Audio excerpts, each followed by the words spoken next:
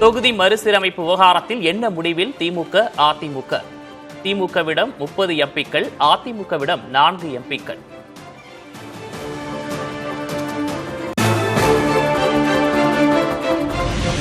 தாவேக அரசு அழைப்பு விடுத்துள்ள எம்பிக்கள் கூட்டத்தில் திமுக பங்கேற்காது என கனிமொழி அறிவிப்பு. நாடாளுமன்ற உறுப்பினர்கள் கலந்தாய்வு கூட்டம் என்ற பெயரில் தாவேக அரசு நாடகம் நடத்துவதாகவும் விமர்சனம்.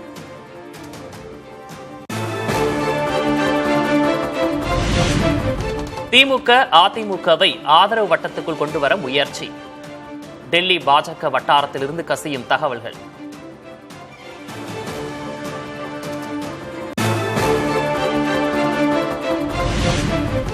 தொகுதி மறுசீரமைப்பு தொடர்பான கூட்டத்தை புறக்கணிக்கும் அதிமுக எம்பிக்கள். தமிழக அரசு அழைப்பு விடுத்த நிலையில் அதிமுக முடிவு.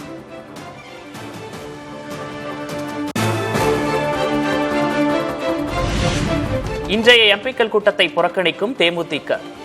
மக்கள் நீதி மய்ய தலைவரும் எம்பியுமான கமல்ஹாசனும் பங்கேற்க மாட்டார் என தகவல்.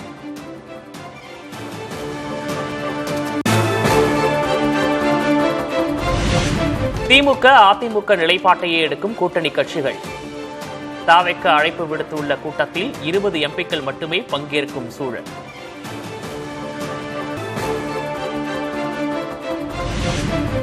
தொகுதி மறுசீரமைப்பு மசோதாவை விட காவிரி விவகாரமே அவசியமானது, மிக முக்கியமானது. மேகதாட்டு தொடர்பாக அனைத்துக் கட்சி கூட்டம் கூட்ட இந்திய கம்யூனிஸ்ட் எம்பி சுப்பராயன் வலியுறுத்தல்.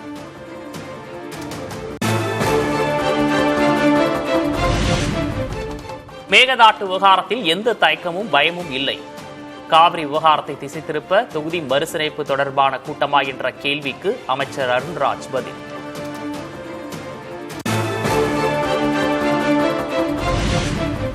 எதிர்க்கட்சித் தலைவர் உதயநிதி ஸ்டாலினுடன் விவசாய சங்க பிரதிநிதிகள் சந்திப்பு.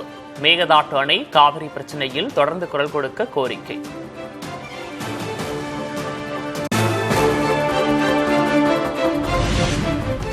மத்திய உள்துறை அமைச்சர் அமித்ஷாவின் வருகையை ஒட்டி திருவண்ணாமலையில் பலத்த பாதுகாப்பு ஏற்பாடுகள். கிரிவலப்பாதையில் 5 கிலோமீட்டர் தொலைவுக்கு தடுப்புகள் அமைப்பு.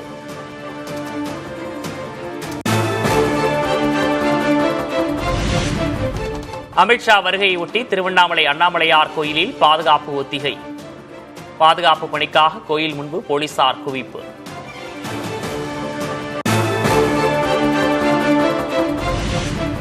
முல்லை பெரியாறு அணையிலிருந்து தமிழக பாசனம் குடிநீர் தேவைக்காக வினாடிக்கு 350 கனஅடி நீர் திறப்பு.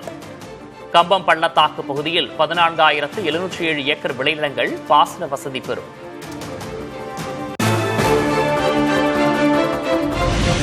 ஒகேனக்கல் காவிரி ஆற்றில் வினாடிக்கு 6,000 கனஅடியாக நீர்வரத்து குறைவு. அருவியில் குளிக்கவும் பரிசல் இயக்கவும் 4 நாட்களுக்கு பிறகு அனுமதி வழங்கிய மாவட்ட நிர்வாகம்.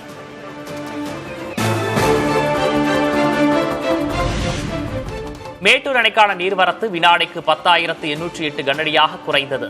அணையிலிருந்து குடிநீர் தேவைக்காக வினாடிக்கு 1,500 கனஅடி நீர் வெளியேற்றம்.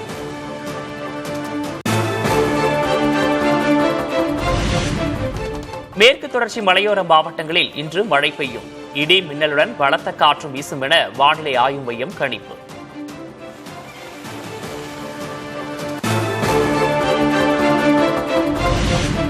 நீலகிரி மாவட்டத்தில் பனிமூட்டத்துடன் கூடிய சாரல் மழை. அடர்ந்த பனிமூட்டத்தால் முகப்பு விளக்குகளை எரியவிட்டவாறு செல்லும் வாகனங்கள்.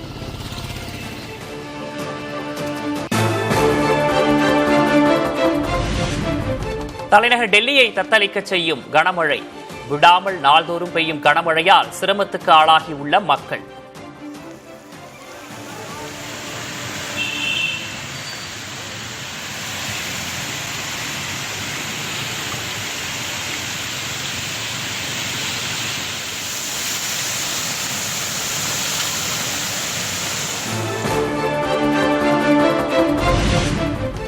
டெல்லியில் 3வது நாளாக பெய்யும் கனமழையால் சாலையில் தேங்கும் தண்ணீர். வெள்ளம் வடியாததால் மிகுந்த சிரமத்துக்கு ஆளாகியுள்ள வாகன ஓட்டிகள்.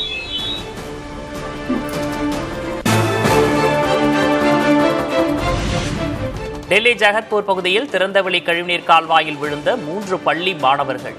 மழை காரணமாக தேங்கிய மழைநீரால் பாதை தெரியாமல் விழுந்த மாணவர்கள் பத்திரமாக மீட்பு.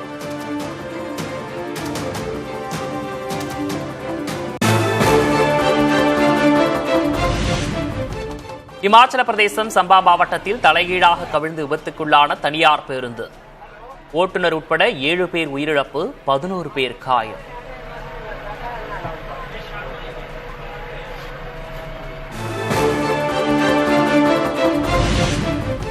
ஹரியானா மாநிலம் முழுவதும் தொடரும் கனமழை.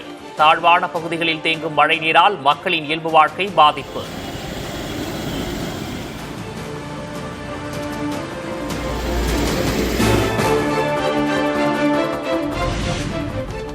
ஹரியானாவில் கனமழையால் பல்வேறு இடங்களில் வெள்ள பாதிப்பு. ரயில்வே சுரங்கப்பாதையில் தேங்கிய நீரில் மூழ்கிய பள்ளி வாகனம்.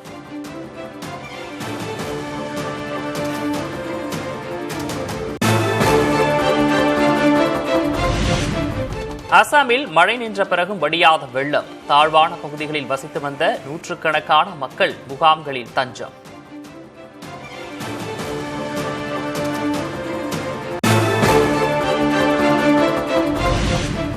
சென்னை உயர்நீதிமன்றத்துக்கு புதிதாக நியமிக்கப்பட்டுள்ள நீதிபதிகளுக்கு முதல்வர் வாழ்த்து.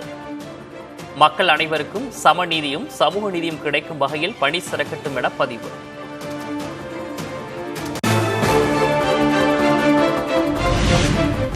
வெளிநாட்டு பங்களிப்பு சட்ட திருத்த மசோதாவை திரும்பப் பெற வேண்டும். மத்திய பாஜக அரசுக்கு திமுக தலைவர் மு.க. ஸ்டாலின் வலியுறுத்தல்.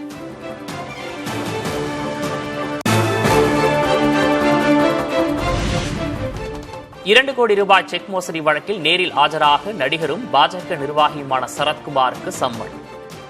செப்டம்பர் 10ஆம் தேதி ஆஜராக சைதாப்பேட்டை நீதிமன்றம் உத்தரவு.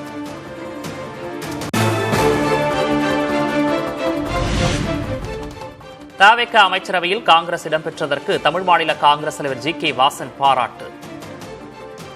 காங்கிரஸ் இடம்பெற்றால் அந்த அமைச்சரவை நேர்மையாக இருக்கும் என்றும் கருத்து. காங்கிரஸ் கட்சி ஒரு அமைச்சரவையிலே தமிழகத்திலே இடம்பெறுகின்றது என்றால் அதற்கு மறுபெயர் நேர்மை, எளிமை, தூய்மை, பெருந்தலைவர் காமராஜருடைய செயல்பாடு இருக்கும் என்று அர்த்தம். தமிழ் மாநில காங்கிரஸ் கட்சி அதனை வரவேற்கிறது.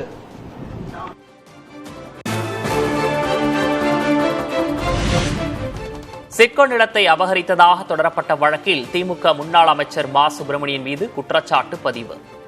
அவரது மனைவிக்கு எதிராகவும் குற்றச்சாட்டு பதிவு செய்தது சென்னை நீதிமன்றம்.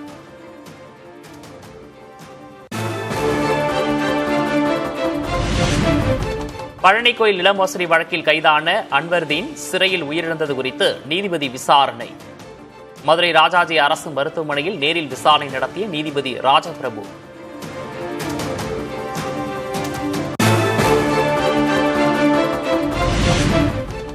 சென்னையில் ஆபரண தங்கத்தின் விலை சவரனுக்கு ரூபாய் 520 உயர்ந்தது. ஒரு சவரன் தங்கம் 1,11,720 ரூபாய்க்கு விற்பனை.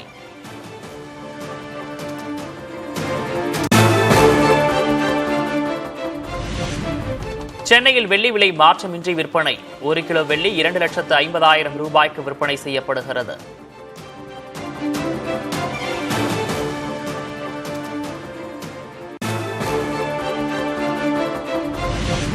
விழுப்புரம் நாகை விரைவுச் சாலையில் உள்ள கொத்தட்டை சுங்கச்சாவடியில் சுங்க கட்டணம் குறைப்பு. சாலை சீரமைப்பு பணிகள் காரணமாக மாற்று பாதையில் வாகனங்கள் இயக்கப்படுவதால் நடவடிக்கை.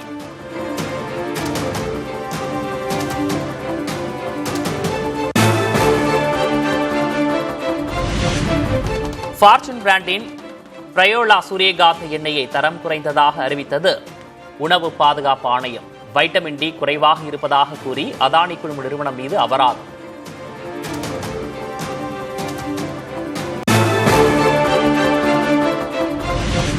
இந்தியாவின் மிகப்பெரிய வங்கியான பாரத ஸ்டேட் வங்கியின் நிகர லாபம் 13.73% அதிகரிப்பு. ஜூன் மாதத்துடன் முடிந்த காலாண்டில் 24,113 கோடி ரூபாய் லாபம் ஈட்டியது எஸ்பிஐ.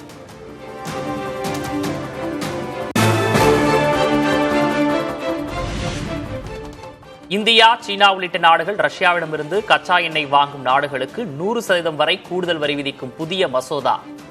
அமெரிக்க செனட் சபையில் நிறைவேற்றப்பட்ட புதிய வரி மசோதாவால் இந்தியாவுக்கு நெருக்கடி.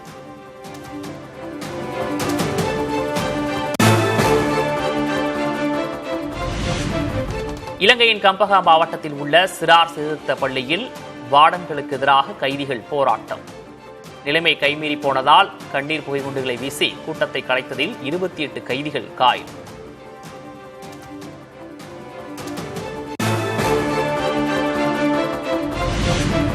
வரலாறு காணாத வெப்ப அலையால் தகிக்கும் ஐரோப்பிய நாடுகள். நீர்மட்டம் குறைந்ததால் நதிகளில் நீர்வழி போக்குவரத்து பெரிதும் பாதிப்பு.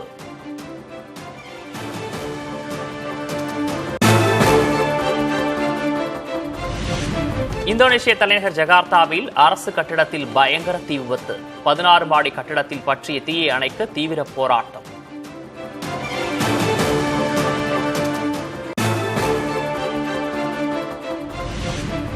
கொலம்பியா நாட்டின் புதிய அதிபராக பதவியேற்றார் அவலார்டோ எஸ்பிரில்லா.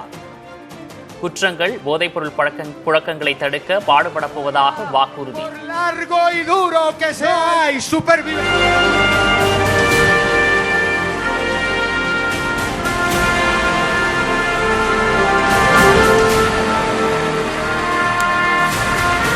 Militares y de la Policía Nacional, al señor presidente de la República de Colombia, a concluir todos.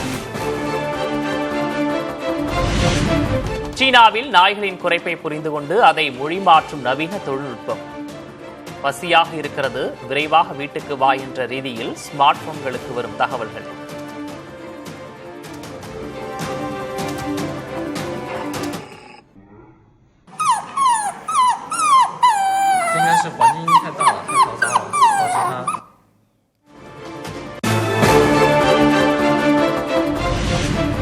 Baltic கடலை நீந்தி கடந்த முதல் நபர் என்ற சாதனையை படைத்தார் போலாந்தின் குப்கோஸ்கி. 160 கிலோமீட்டர் தூரத்தை 56 மணி நேரம் நீந்தி கடந்து சாதனை.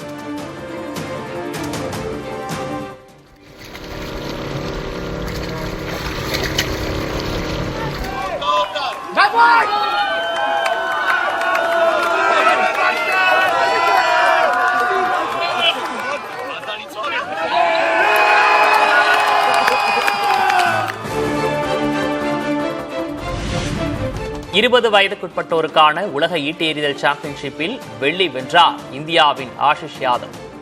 74.09 மீட்டர் தூரத்துக்கு ஈட்டி எறிந்து அசத்தல்.